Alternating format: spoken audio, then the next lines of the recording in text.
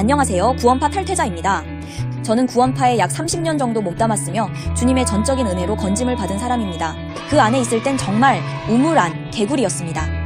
그 안에서 이야기하는 것만 믿었고 바깥의 말들은 모두 사탄의 말이며 우리를 핍박하고 음해하려는 세력들의 말들이다 라고 여겼습니다. 이런 저에게 하나님은 악을 들어 악을 물리치는 지혜를 주셨습니다. 구원파뿐만이 아닌 다른 이단들의 세계를 보여주셨으며 그런 기회들을 주셨습니다. 지금 위에 보시는 교단들은 모두 이단입니다. 이단이 많았다는 것은 대충은 알고 있었습니다만 이렇게까지 많을 것이라고 전혀 몰랐습니다. 저렇게 많은 교단들이 이름을 내걸고 활동을 할 수 있는 이유가 무엇일까요? 그것은 그 안에 속아주는 신도들이 있다는 것, 그리고 그 신도들 각각 개인의 마음속에는 여기가 확실한 진리이다. 여기만큼 성경을 명확하게 해석해주는 곳이 없다. 내가 그동안 성경을 정말 몰랐구나. 라고 생각하며 온몸과 재산을 바쳐가며 그들이 속한 이단을 하나님의 역사하심으로 철석같이 믿으며 일말의 의심조차 없이 세상이 우릴 이단이라 정죄하고 비난할지라도 난 끝까지 이 길을 가고야 만다는 그런 신도들이 있기에 교주가 죽어도 교리가 변개되어도 무엇이 잘못되어 가고 있는지도 모르고 심지어는 알아채고 있음에도 불구하고 뿌리 깊이 박힌 그 이단 교리에 사로잡혀 그 잘못됨을 합리화하고 군중 심리에 의해 무력화되는 건 정말 안타까운 현실입니다.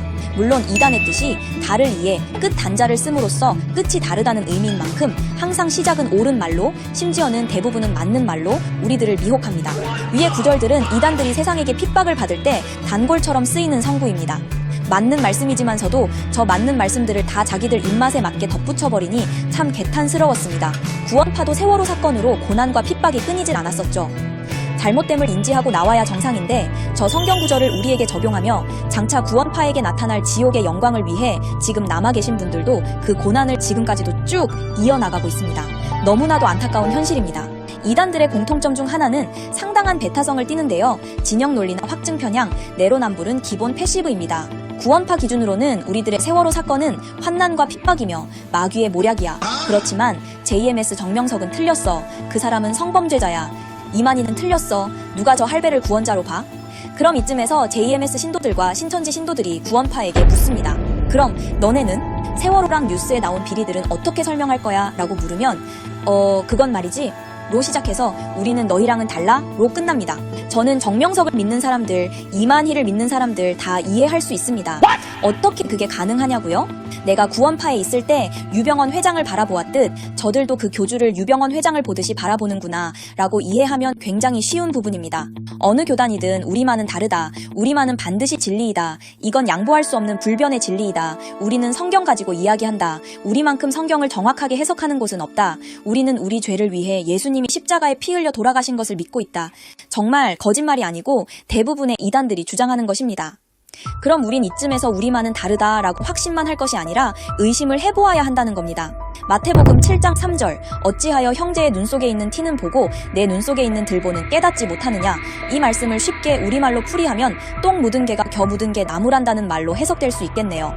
성경을 깊이 팠는데 정명석이 나오기도 하고 성경을 깊이 팠는데 구인회가 나오고 또 성경을 깊이 팠는데 박태선이 나오고 이만희가 나오고 이영수가 나오고 안상홍이 나오고 문선명이 나온다면 이건 좀 큰 문제가 아니겠는가 하는 겁니다. 방금까지는 교주를 신격화한 이단들이었고 구원파는 좀 다릅니다.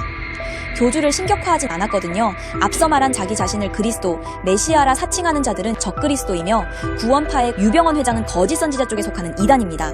성경을 깊이 팠는데 회개를 안 해. 성경을 깊이 팠는데 죄의식이 없어. 성경을 깊이 팠는데 어느새 유병헌 회장님의 사업을 하나님의 일처럼 하고 있고 성경을 깊이 팠는데 스쿠알렌을 먹고 넥클리어를 하고 있다면 이건 핀트가 나가도 한참 잘못 나간 게 아니겠는가 하는 겁니다. 이 이야기를 그때 성경을 기록하던 당시의 사도들이 듣는다면 코웃음 치지 않겠습니까? 저는 이단 종교에 빠진 사람들이 믿지 않는 비신자들보다 더 불쌍하다고 생각됩니다. 물론 어디까지나 상대적으로 말이죠. 똑같은 지옥에 가더라도 비신자들은 그래도 살아있을 때 헛된 것을 믿음으로써 시간과 재산을 낭비하지도 않았고 종교에 얽매이지 않았고 자유롭게 자신을 믿으며 살다가 죽게 되겠지만 이단에 빠진 신자들은 헛된 것을 믿어 적그리스도나 거짓 선지자들에게 속아서 자신의 인생과 재산을 바치면서 열심히 섬겼지만 그 끝은 지옥이니 이 얼마나 불쌍한 존재가 아니겠습니까? 저 또한 얼마 되지 않은 과거에 그렇게 빠져 있었고 또 앞으로도 계속 빠져 있을 뻔한 그 구덩이 속에서 건짐을 받았지만 건짐을 받지 못했더라면 평생을 그 안에서 내가 가는 길이 천국길이라며 호언장담하며 그 길을 걸었을 텐데요. 얼마나 아찔한 인생이었을까. 정말 지금 같은 삶은 꿈을 꾸는 것과 같은 새 삶을 얻은 셈입니다. 저는 이러한 새 삶을 얻으면서 제가 오랜 시간 구원파에 몸담고 있었던 중 쌓였던 저의 모든 인맥들 정말 많거든요. 이 사람들 또한 저와 같은 새 삶을 누려보게끔 하고 싶은 마음이 생겼습니다. 약 3개월 전만 하더라도 구원파 안에 있었던 나의 모습들을 지금의 그들의 모습들에 투영해 보았을 때 끌어오르는 이 긍휼한 마음을 주체할 수가 없었습니다. 저로 인해 하나님의 구원으로 예정된 자들이 바른 믿음으로 돌이켜왔으면 하는 바람입니다. 만약 그것이 되어진다면 그것은 저의 공로가 아니며 저는 주의 종으로서 쓰임받는 교회의 지체라는 것을 항상 명심하며 겸손한 마음으로 신앙을 계속해 나갈 것입니다. 우리나라에만 사이비 이단 종교에 빠진 사람의 인원은 약 200만 명에 가깝다고 합니다. 정말 사이비 이단에 빠지면 약도 없다는 말이 있는데 사실 약은 있습니다. 단지 그 약사를 마귀사탄으로 보고 약을 안 받아 먹는 게 문제인 거죠. 다음 영상에서는 이러한 이단들의 계보와 또 그 뿌리에 대해서 다뤄보도록 하겠습니다. 그 뿌리와 이단이 생기는 성경적 원인에 대해 탐구해 나가다 보면 우물안 개구리가 아닌 넓은 세상을 보게 될 것이며 이단을 탈출하는 통로가 될 것임을 기대해 봅니다. 구독과 좋아요 한 번씩 부탁드리며 영상 마치겠습니다. 감사합니다.